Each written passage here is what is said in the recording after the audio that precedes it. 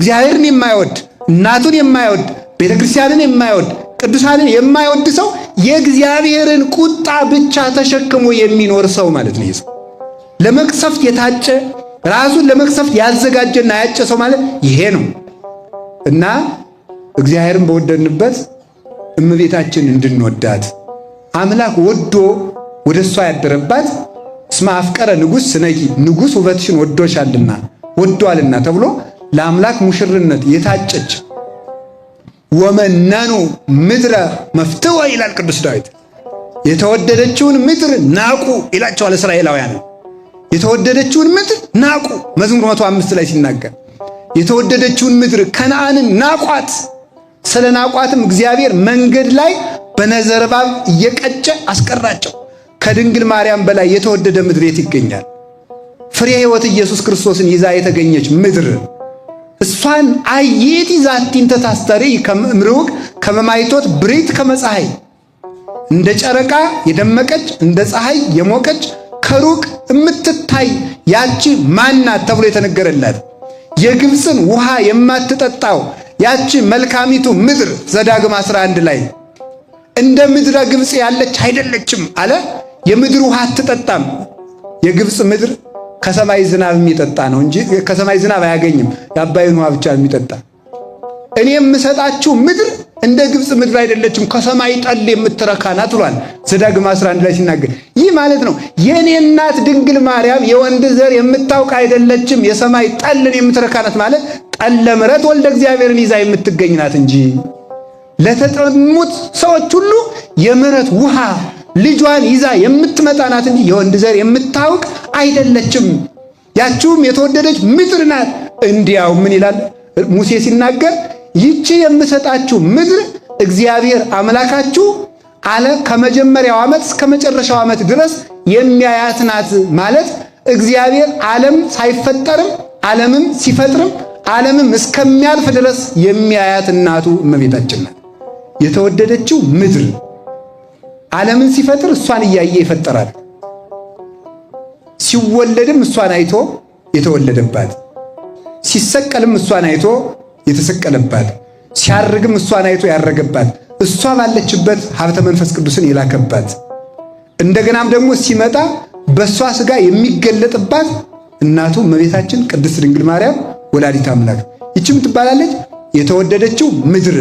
የተወደደችውን ምድር ናቁ፣ እነሱም ምድረ በዳ ላይ ቀሩ። የተወደደችውን ምድር እመቤታችን የሚንቁ ሰውም እንዳይወዳት የሚያደርጉ ሰዎች በእግዚአብሔር መንግሥት ጽዋ ተርታ ዕድል ፈንታ ሳይኖራቸው መሬት ላይ ይቀራሉ። ምድር ላይ ከመቅረት እግዚአብሔር ይሰውራል። እና እመቤታችን የተወደደችው ምድር ናት። ስለ እሷ መናገር ወይ ግሩም! ስለ እሷ መናገር ስለ እግዚአብሔር መናገር አይሆንልንም እንጂ ደግሞ መናገሩ ራሱ በሆነልን ነበር። ስለ አብርሃም ከተነገረ፣ ስለ ዳዊት ከተነገረ፣ ስለ ሙሴ ከተጻፈ፣ ስለ ዳዊት በሚነገርበት መጽሐፍ ቅዱስ በሚጻፍበት በሚተረክበት ቤተክርስቲያን የዳዊትን አምላክ ስለወለደችው መናገር ነውር ነውን? ስለ ሙሴ በሚነገርባት ቤተክርስቲያን የሙሴን ጌታ የወለደችውን ስለ ድንግል ማርያም መናገር ነውር ነውን? ስለ ነቢያት መናገር ክብር በሆነበት ቤተክርስቲያን የነቢያትን ጌታ ስለወለደች ስለ ድንግል ማርያም መናገር ነውር ነውን? ስለ ሐዋርያት መስበክ የሐዋርያትን ታሪክ መተረክ ክብር በሆነባት ወንጌል የሐዋርያትን ጌታ ስለወለደችው ስለ ድንግል ማርያም መናገር ነውር ነውን? ገንዘብ የማይጠግብ ሰው ገንዘብን እንደ ዝናብ ብታንጠበጥብለት አይጠግብም ይላል ዮሐንስ አፈወርቅ። ክፉ ሰው ስጦታን ሁሉ ቢሰጡት አያመሰግንም። አለማመስገኑ በምን ይታወቃል? አምላክን ወልዳ የሰጠችው ድንግል ማርያምን ባለማመስገኑ። ይህን ውለታን መርሳት ማለት ነው። የፀሐይ ክብሩ ሌላ ነው፣ የጨረቃ ክብሩ ሌላ ነው፣ የኮከብ ክብሩ ሌላ ነው። ሁሉም ግን በእኛ ብርሃን በእኛ ልብ ይኖራሉ። የእግዚአብሔርን ፍቅር፣ የእናቱን ፍቅር፣ የኮከቡም የቅዱሳንም ክብር። ለምንድን ነው ኮከብ የምንላቸው? ኮከብ የምንላቸው ለምን ይመስላችኋል? ጨረቃ የምንላቸው ከዋክብት የምንላቸው ለምንድን ነው? ክርስቶስም ፀሐይ ይባላል፣ እናቱ ድንግል ማርያምም ፀሐይ ትባላለች። አሁን ደግሞ ለይተን ነው እሷ አሁን ፀሐይ፣ ጨረቃ፣ ከዋክብት፣ ድንግል ማርያም ፀሐይ ትባላለች። ዮሐንስ መጥምቅ ጨረቃ ይባላል፣ ቅዱሳን ከዋክብት ይባላል። እንዴት ፀሐይ? ለምን? ቅዱስ ጳውሎስ የፀሐይ ክብሩ ሌላ ነው ሲየተናገረ የመጣው ስለ ትንሣኤ ሙታን ነው። ስለዚህ የፀሐይ ክብሩ፣ የጨረቃ ክብሩ፣ የከዋክብት ክብሩ ሲል እዚህ ላይ ምን ማለት ብንናገሩ ነው? በሰማይ ላይ ፀሐይ፣ ጨረቃ፣ ከዋክብት ያብሩ ሲል በቤተ ክርስቲያን ውስጥ ክርስቶስም ቅዱሳንም ይኑሩ ማለቱ ነው። እንደገና ደግሞ ምን ማለት ነው?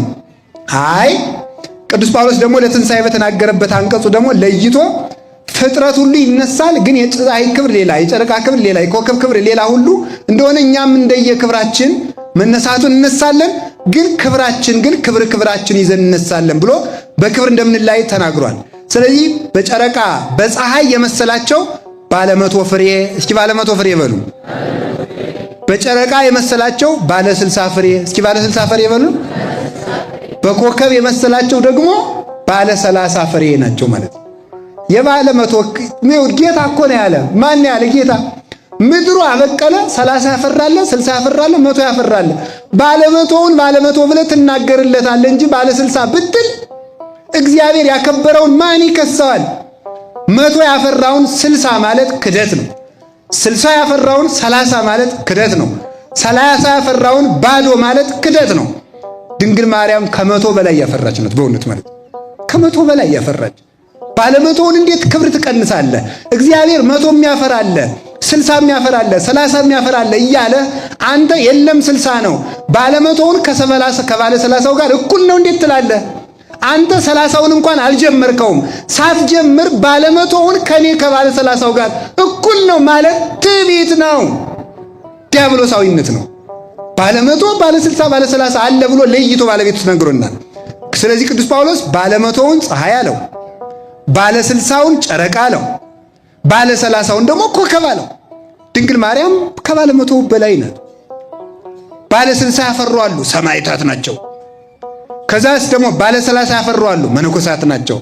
በምዕመናን ብቻ ሲወርድ ደግሞ ባለ 100 ያፈሩ አሉ፣ ሰማዕታት ናቸው።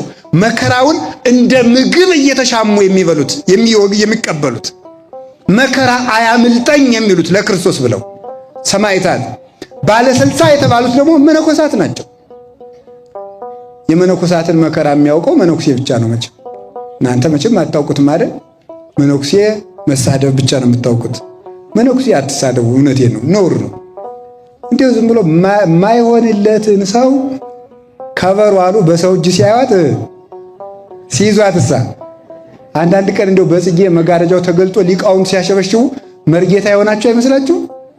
ይመስላችኋል አይደል? እንደዚህ ይመስላል ማለት ነው። እና የመነኩሴ ክብር ዝም ብሎ ቀሚሱን አድርጎ ቆቡን አድርጎ እንደው በዚህ በአዲስ አበባ ጀርቀቅ ሲል እንዲሁ ዝም ብሎ በዓለሙ የሚኖር ይመስላችኋል? መከራውን ነው የሚያሳየው፣ መከራውን ማለት ነው። እንዲሁም አባ አንጦንስ ቆይ እኔን ብቻ ነው የሚጠሉኝ፣ ቆይ እስኪ ልብሱን ይጠሉታል ብሎ ልብሱን ወስዶ በአንድ መቋሚያ ዝም ብሎ እዚያ ላይ አቆመ። አጋንንት መነኩሴ መስሏቸው ልብሱ ጋር ትግል ጀመሩ። የሚገርም አይፈልጉትም። እና መቼም የዚህ ዘመን መነኮሳት እንደ መስቀያ ነን በእውነቱ ማለት ነው። በትክክል ላንኖረው እንችላለን። ልብሱም ግን መከራ ያስቀብላል። ልብሱን ለብሶ መኖር በራሱ መከራ ነው በዚህ ዘመን ማለት ልብሱን ለብሶ መኖር እንኳን ማለት እና እነዚህ ግን ትልልቆቹ ናቸው። ባለ 60 የተባሉት እና አቡነ ተክለ ሃይማኖት እና አቡነ ገብረ መንፈስ ቅዱስ ናቸው። ባለ 30 የተባሉት ደግሞ ምዕመናን ናቸው። ምዕመናን በአጠቃላይ አምነው የሚኖሩት ሁሉም ግን አንድ ትንሣኤ ይነሳሉ፣ አንድ ዲናር ይወስዳሉ፣ አንድ መንግሥተ ሰማያት ይቀበላሉ። በማን? በእግዚአብሔር ቸርነት። የእግዚአብሔር ቸርነት ሁሉንም መንግሥተ ሰማያት ያስገባል ተብሏል እንጂ ባለ 60ውን ባለ 100 ያስብላል አልተባለም። ባለ 100ውንም ወደ 30 ዝቅ አያደርግም። ይሄን ነው የፀሐይ ክብሩ፣ የጨረቃ ክብሩ፣ የከዋክብት ክብሩ ሌላ ነው ተብሎ የተነገረ። ከቃሉ ጋር ናችሁ? እግዚአብሔር ከሁላችን ጋር ይሁን።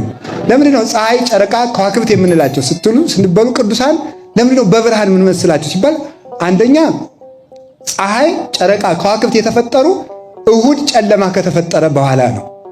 ቅዱሳንም ብርሃናቸውን የሚያገኙት ከመከራ በኋላ ነው።